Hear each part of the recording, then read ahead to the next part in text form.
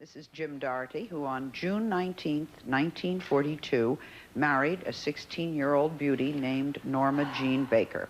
Jim was 21 at the time, and they were married for 4 years. I understand, Jim, that your first date with Norma Jean was arranged. You lived in the same neighborhood, and her mother asked you? They had a Christmas party for the factory where Doc Goddard and Grace Goddard, which were the foster parents of Norma Jean. That factory had a Christmas party, and there was Bebe, who was Norma's foster sister, and Norma Jean needed dates. So I got a date for Bebe, and I took Norma Jean. And things kind of progressed after that. I took her to We movies. don't hear. Was this a full sister, Susan? You No, did the research. this was the, as he said, this was her family, the foster family. Okay. Yeah. Because whatever happened to that sister? There was, I think, there was a half-sister. Half-sister. Who, I don't know. She's in Bernice, Florida. yeah, she's in Florida. And she, That's towards the where- end of her life, Marilyn felt this need to reconnect with family and called her and went to see her. Now, her mother, Norma Jean's mother went there. That's where she lived when she died. but Mother really asked you to marry her, right? No, what happened was Grace came to my mother Right. and said to my mother, we are moving to Virginia. Grace is speaking to my mother now. Right. That's the way it goes. Grace was the foster mother. Yeah, Greg Goddard is the foster mother. She says, we're moving to Virginia. We can't take Norma Jean with us. Why doesn't Jimmy marry Norma Jean? So I didn't know about this. I was going with a girl in Santa Barbara named Doris Brennan, who had been the queen of the Santa Barbara Festival, and I was going out with Norma Jean at the same time. So my mother asked me, she says, you know, why don't you marry her? Why would you like to marry her? And I said, sure. I'm going to go in the service. She won't have to go into an orphanage, and we'll get married. So then we started dating seriously for about 6 months. Was she a good cook? Oh, yeah. She only had one problem. That was the time that my brother took all the labels off of the canned goods. But she took it, you know, she was a real good person, and she just laughed, and we never knew what we was having for dinner. Every dinner was a surprise. Now, you say that she didn't smoke or drink, and she worked hard around the house.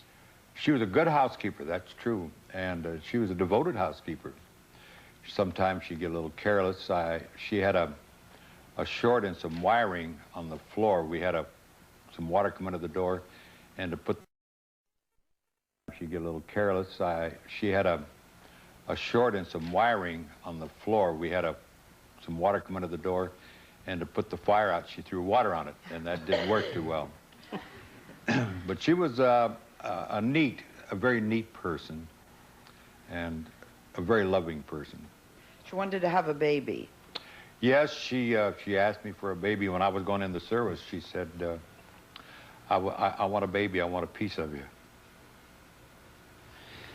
I have a letter. Is it all right if I read it? I would always ask. Go ahead. We already have one mascara running, so let's see if I can do this. He's not wearing any. He can cry. This is a letter from Marilyn to her foster mother about her marriage to Jim, dated June 15th, 1944. Dearest Grace, I've never really written and told you of Jimmy and my married life together. Of course, I know that if it hadn't been for you, we might not have been married, and I know I owe you a lot for that fact alone. I love Jimmy just more than anyone, and I know I shall never be happy with anyone else as long as I live, and I know he feels the same towards me. So you see, we're really very happy together. That is, when we can be together. We both miss each other terribly. We will be married 2 years, June 19th, and we really have had quite a happy life together. When the time came to get divorced, it was her decision. How did she explain this to you? What could she say that would make sense? Well, really, to her, it wasn't like we were separating or anything. We just weren't going to be married anymore because we were going to live together anyhow. But why would she want a divorce if you're going to live together anyhow? Well, she had to be single to get a contract with whoever was offering a contract at the studio, and she wanted this contract.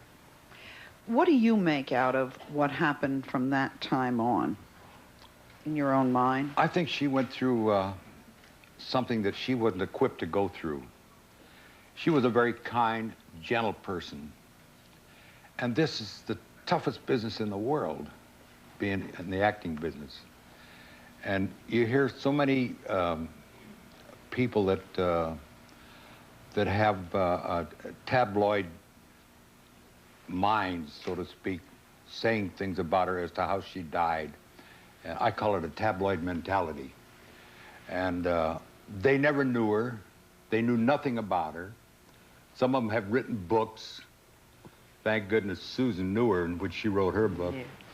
But I get so upset with some of these things that are said about her, because she was a good person. Yeah. What happened in the end, do you think, Jim? To her? Mm-hmm. Couldn't cope? No. This goes on. You know, I was a policeman for 25 years in Los Angeles, and I got to answer a lot of calls around the Universal Studios where things would occur where people have to get some sleep. So they take a sleeping pill. They gotta be up to go to work, so they take an upper. Then they take 2 downers, and then they take 3 uppers. Pretty soon they lose count of the downers. I walked into this house one day and I heard this lady saying to her son, "Bring me another pill, I gotta get some sleep." And the little kid was sharp, he was emptying them and giving her the empty capsules. But I came back the next day to talk to her to see if she was trying to commit suicide. She says, "No.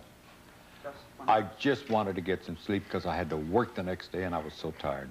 But Sally, you know, when Jim said something about, well, you know, the business, and it's true that it's the hardest business in the world, but I feel Marilyn felt, at least when I knew her, that she had something, she wanted to do something for the world. Mm-hmm. She felt she wanted that the reason God had put her here was that she was meant to give something, to share something with a lot of people.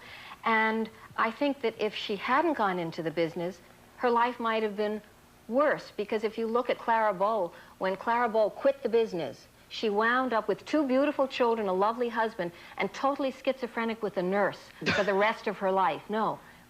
Because for Marilyn, it was a chance to express all that hidden stuff that when she was growing up she had to hide.